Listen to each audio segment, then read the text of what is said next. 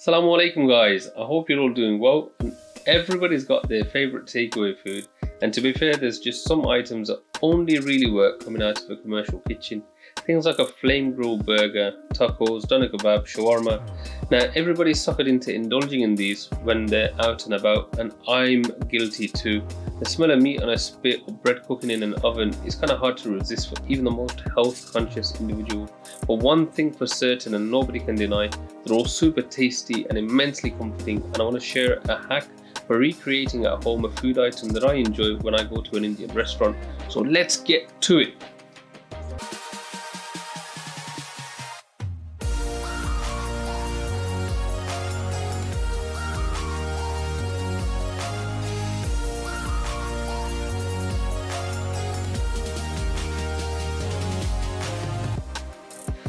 So you join me today as I take a short drive over to the family restaurant in Telford. It's about 40 minutes from home, and I kind of enjoy driving there.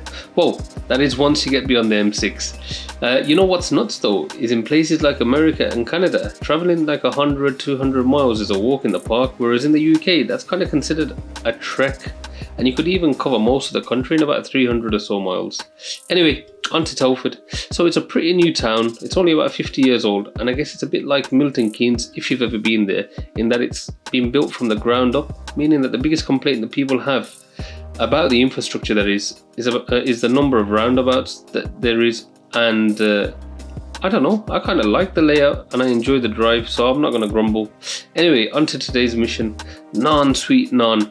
So naan is kind of a staple in Indian restaurants, and it's enjoyed by all in its various shapes, flavours and sizes. Today I want to focus on the kulcha naan, which is typically a naan that's stuffed with cheese, potato and spices.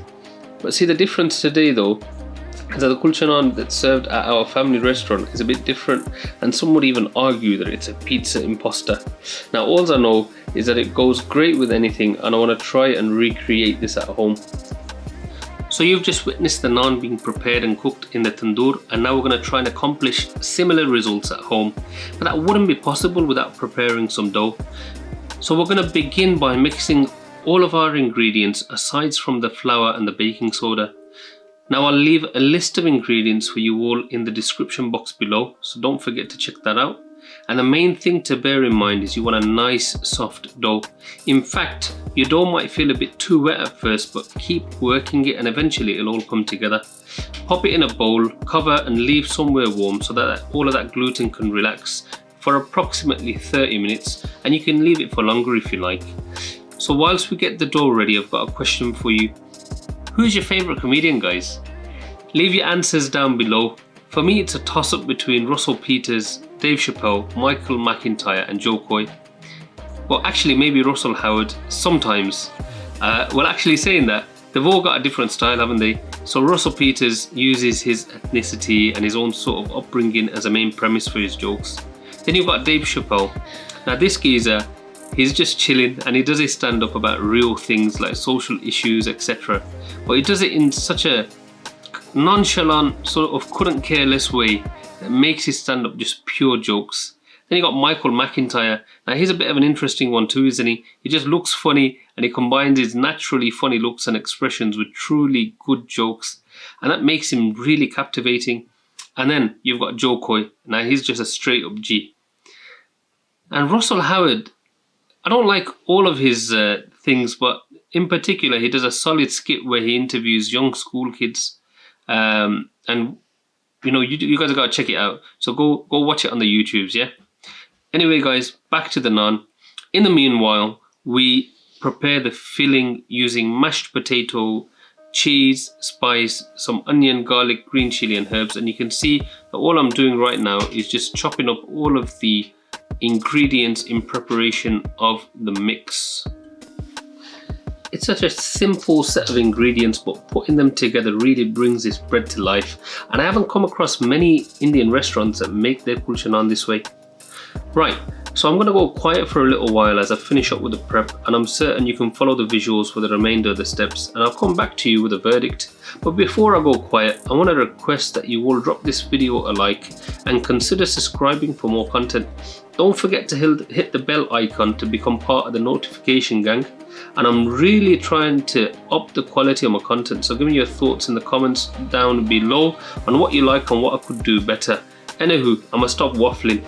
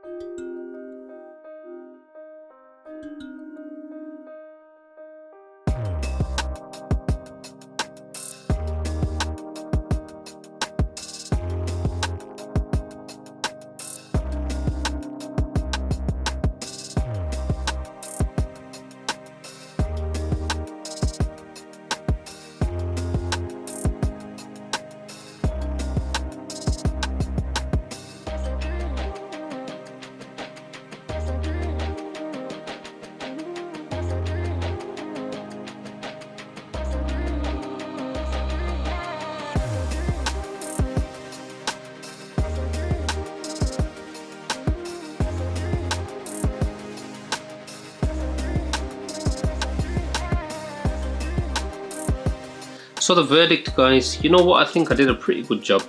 In fact, the seasoning and the filling were on point. The only thing that could do with some work is the process.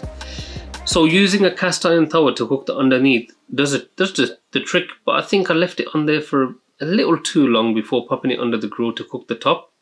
So next time I'm going to get my tower ripping hot, chuck the naan on and put it straight into the oven, and I think that way it's going to save the bottom from getting overcooked. Anyway, give this recipe a go, guys, and pair it up with whatever you like. Kebabs, curry, and if you can't be asked, you could always pop over to the Royal Balti in Wellington Telford, where I'm sure they can prepare for you a fresh kulcha naan and pair it up with whatever curry or kebab your heart desires. And until next time, guys, Salaam.